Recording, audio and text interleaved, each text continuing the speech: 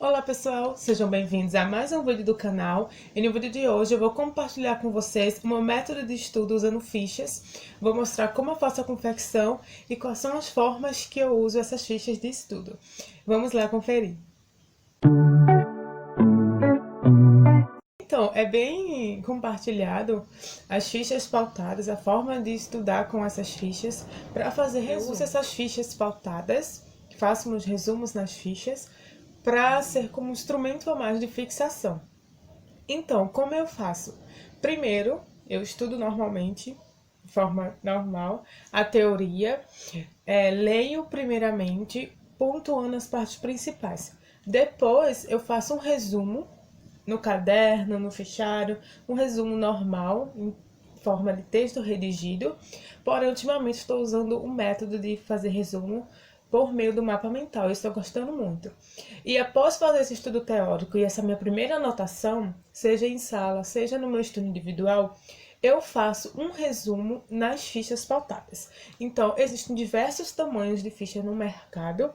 Eu já experimentei dois tipos de tamanho. Esse tamanho aqui, que é um pouco menorzinho, e esse tamanho maior, que eu guardei até as dimensões, que é 151 milímetros por 100 milímetros também. Então, você encontra em qualquer papelaria que tem um tamanho um pouco maior. Tô fazendo a comparação aqui, então dá para você pontuar mais coisas. Então, eu uso essas fichas pautadas e fica já uma sugestão para você também, para qualquer âmbito do estudo que remete a uma fixação. Ou seja, eu não só uso para as matérias da faculdade, mas eu uso para quando eu estou realizando um curso online, quando eu preciso ler um artigo e tirar uma definição e tirar um termo específico. Eu anoto nessas fichas também para ter uma melhor fixação. Uso também até no meu estudo do inglês, né, comparações, eu uso essas fichas pautadas também. E você não precisa ficar preso a usar fichas apenas para coisas da faculdade. Então, você pode usar para qualquer área de estudo, para qualquer coisa que você venha estudar na vida. Então, qualquer conhecimento que você venha adquirir que requer uma fixação, um retorno posterior, essas fichas são fundamentais para você revisar. Então, como eu falei com vocês, eu vou mostrar um pouquinho como eu faço. Eu primeiro estudo a teoria, como eu expliquei, e eu faço minha anotação em forma de mapa mental, que é que eu estou começando a utilizar, estou gostando muito. E aqui está um exemplo, por exemplo, eu já fiz estudo teórico, já fiz a minha anotação na forma de mapa mental. Então, após estudar toda a teoria, de fazer a escrita, o resumo, a minha anotação, após ter o primeiro contato com o conteúdo, o que eu faço? Confecciono essa ficha. E existem duas vertentes que eu uso. Quando é para atrás da faculdade, eu deixo para confeccionar essas fichas quando está mais perto da prova. Por quê? Já é uma forma de eu revisar a minha anotação e eu pegar os termos principais, os pontos que são relevantes, que venham a cair na prova, que a partir do dia a dia na sala de aula você tenha noção do que é mais passível cair na prova ou não, e eu faço a confecção das fichas. Então eu tenho aqui, por exemplo, esse assunto que eu comecei a estudar recentemente, na quarentena, que é a validação de métodos analíticos. Então, aqui eu escrevi tudo referente à teoria, do que eu achei importante, todo o meu resumo, toda a minha anotação. Então, validar um método analítico é você garantir a confiabilidade do resultado daquele método. E como esse método, como essa validação é feita? Por meio das figuras de método, que são características numéricas que expressam a confiabilidade desse método. Então, depois que eu estudei tudo isso, eu notei sobre tudo que eu podia anotar, tudo que eu achei importante. Então, eu venho para a parte das fichas. Então, o que eu faço? Qual o segundo ponto importante desse conteúdo que eu achei? Saber quais são as figuras de mérito. Então, eu vou fazer uma ficha especialmente sobre esse conteúdo, figuras de mérito. Então, como eu faço a confecção dessas fichas? A única fonte de consulta que eu uso é a minha própria anotação, que já está aqui, e a ficha, né?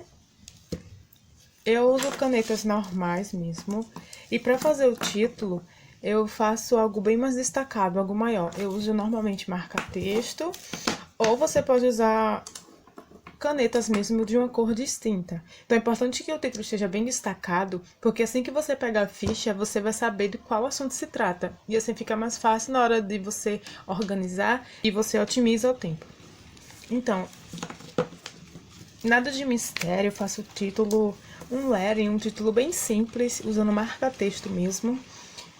E o nosso ficha vai ser sobre figuras de mérito. Então, eu faço o título de forma maior. Então, essa linha vermelha que normalmente vem nas fichas é para você colocar o título. Subtende-se, eu creio que seja isso mesmo. É um espaço um pouco maior do que as outras linhas em tom azul. Então, aqui em cima você deixa o título.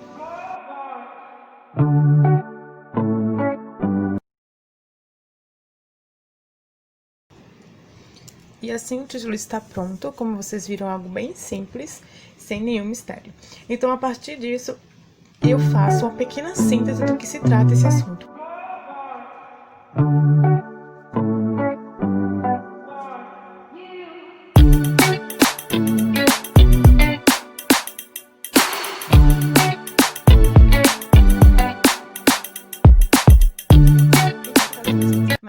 Então, após fazer uma pequena síntese da definição do conteúdo, que nesse caso deu 2 linhas, não uma, mas no geral é isso mesmo, mas o importante é que você não use mais que 3 linhas para fazer uma definição na sua ficha, porque a ideia é justamente você ter a síntese da síntese, é você ter tópicos que vai fazer com que você lembre, com que você resgate o conteúdo estudado, e não ser uma fonte de consulta. A ideia da ficha é justamente essa.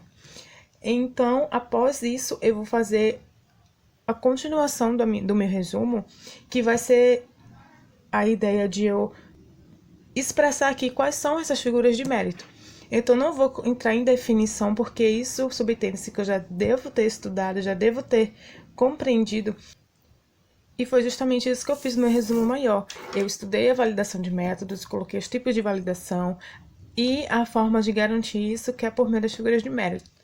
E aqui eu estudei todas as figuras de mérito e fiz as anotações com definição.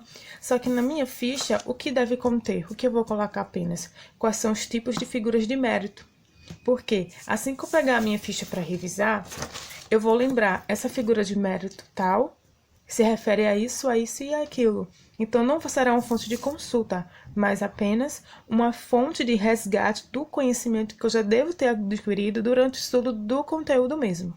E assim eu continuo a minha confecção da ficha.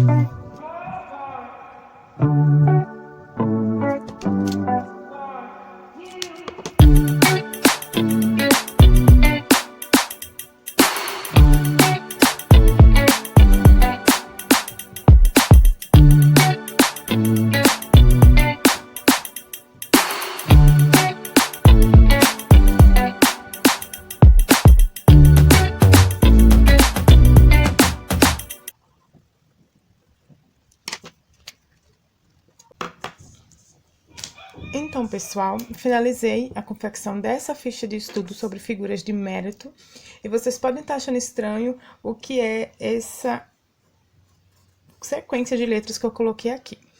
Porque, dentre as técnicas de estudo, de memorização que eu utilizo durante os meus estudos, eu uso muito acrônimos, o que é justamente você criar nomes aleatórios a partir das iniciais de palavras que são classificações de algo, que são parâmetros, enfim. Por exemplo, aqui, dentre as figuras de mérito estudadas, eu me atentei a esses tipos daqui: a seletividade, a precisão, a linearidade, o limite de detecção, o limite de quantificação, a robustez e a incerteza de medição, que no geral são as figuras de mérito mais estudadas e foram as que estavam de forma destacada no meu material de estudo. Então, o que eu faço? Criei um acrônimo para que eu pudesse relembrar de forma mais rápida quais são esses tipos de figuras de mérito. E desse acrônimo que eu criei, surgiu essa palavra aqui, SPLL, LERI. Então, você pode criar métodos de decorar essa palavra e assim você consegue fixar e relembrar na hora da prova o conteúdo, a definição ali estudada. Por exemplo, toda vez que eu quiser saber numa prova, em qualquer momento da vida, quais são as figuras de mérito, eu só preciso lembrar da palavra SPLL-LERI.